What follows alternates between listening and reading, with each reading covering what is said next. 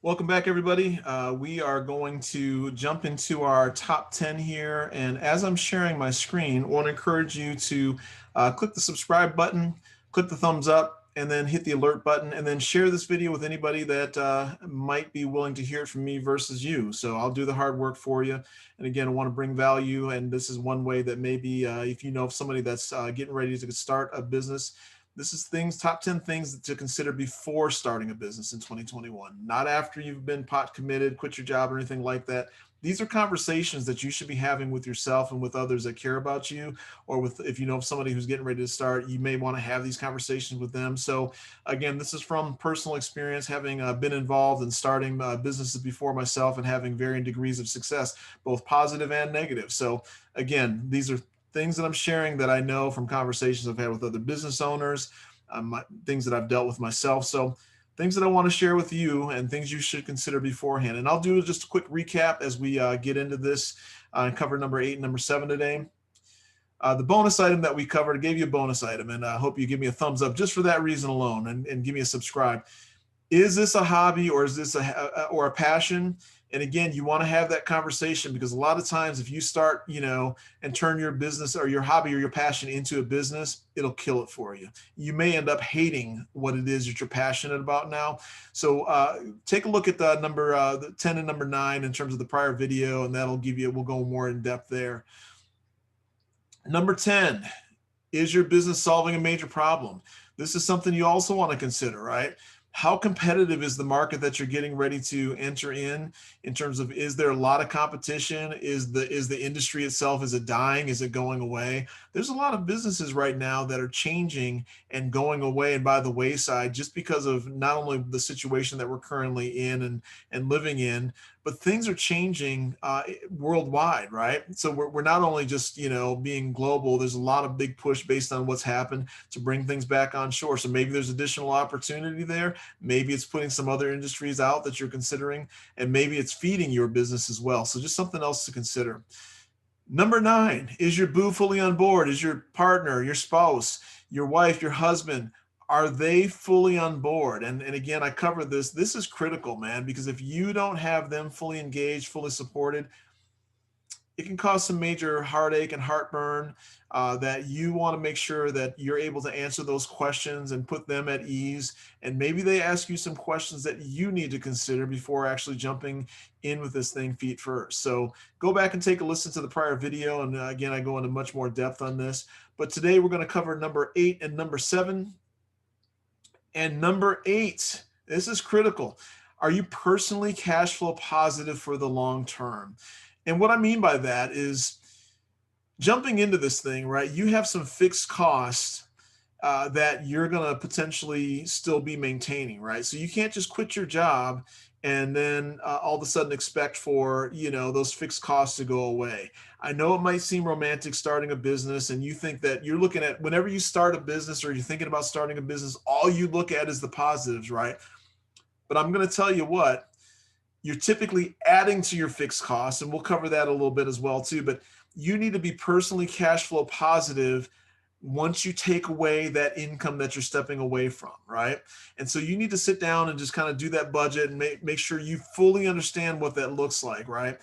And understand, what that impact's going to be. So some things to consider for this one is, will the startup generate enough income for you to cover your personal fixed costs, which I just covered, right? Are you going to be able to bootstrap it, meaning that you're not going to have to take out any business or personal, investments from family and friends?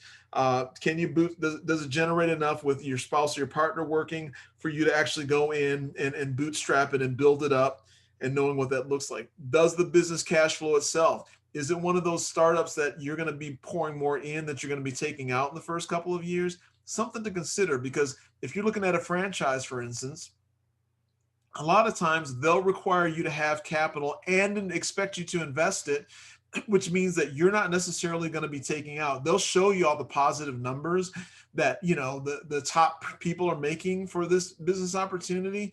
But again, they're either established or they had a different situation than you, and you need to really ask yourself the question of, will this business cash flow itself? And if not, when will it? And look at what your fixed costs are, which we talked about. And again, talked about, will you need to take out a loan to start the business? And then the other thing that's healthy to do, right? Have you completed a realistic pro forma? I know a lot of times you'll sit down on the napkin or you break out your Excel spreadsheet and you'll put all the positives. I'm gonna, crush it, in terms of my sales, and my overhead's gonna be low. I'm gonna get this top-notch office or workspace that's not gonna cost me any money. And everything's positive when you want to really do something like this, right? But you need to put together a pro forma that is worst case scenario. Because again, we're living in worst case scenario right now, and you're thinking about starting a business in worst case scenario. So make sure your pro forma matches up with what that looks like, that you've considered everything, all the costs, all the additional downturns, what the competition, what the longevity is in terms of your business and what other people have done. If you're starting a restaurant, not a great thing to do in this environment, right?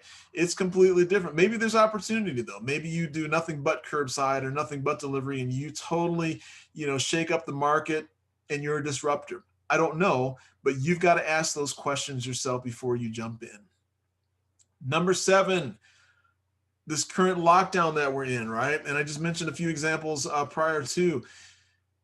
We don't know when this thing is going to be resolved. I know there's a lot of promises out there from, regardless of what your political leaning is. I'm not going to get political in this channel. That's not what this is for.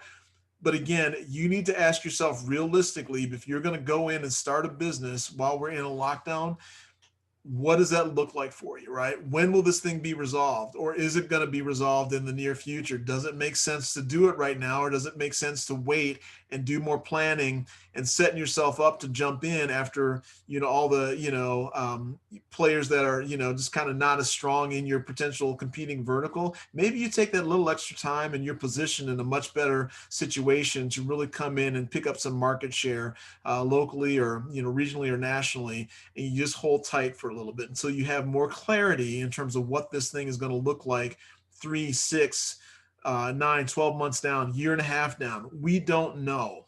I know there's a lot of promises out there, a lot of things that people are saying are going to be happening, have not come to fruition yet. And you need to maybe just take a pause and understand what that looks like. And is it going to be resolved by the time you're planning on opening your doors? Are you considering a retail opportunity when there's a retail real estate crisis in play right now, right? There's a lot going on in terms of starting businesses that require you to have a retail pad of some sort or an office, building of some sort, right? Whether it be, a gym, right?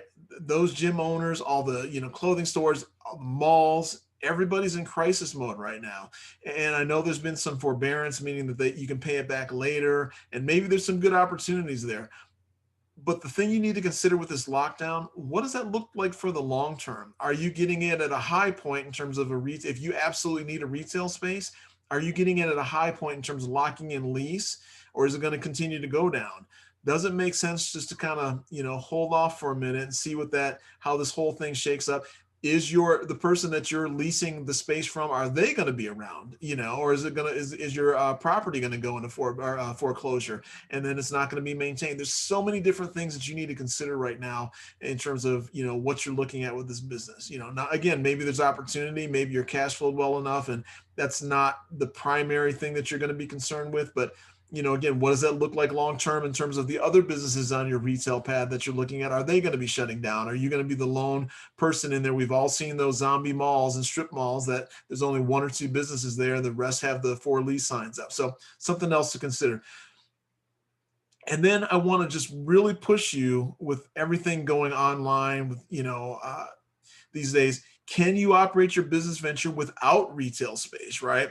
I mean, that's going to save you so much overhead, right? Human capital and retail space are the most expensive things that you can probably invest in for the most part, for most small businesses, right? Maybe you have something that's capital intensive in terms of you're manufacturing something. So that might be different for you versus, being a small business owner. But if you can operate and put together a business model that does not require you to have a retail space, and you can figure out how to maybe get an advantage over your competitors who are locked into retail pads and retail spaces, maybe it is the right time. If you can cut that overhead out and then pour back into your business model and it's something that your competitors can't do, maybe it gives you that competitive advantage. So anyway, I'm going to go ahead and stop for net right now. Next video, we're going to cover number 6 and number 5. Again, do me a favor, hit that subscribe button, hit the thumbs up, click the alert button, and then share this video with somebody that you feel might benefit from hearing what they need to consider before starting a business in the coming year end or in 2021.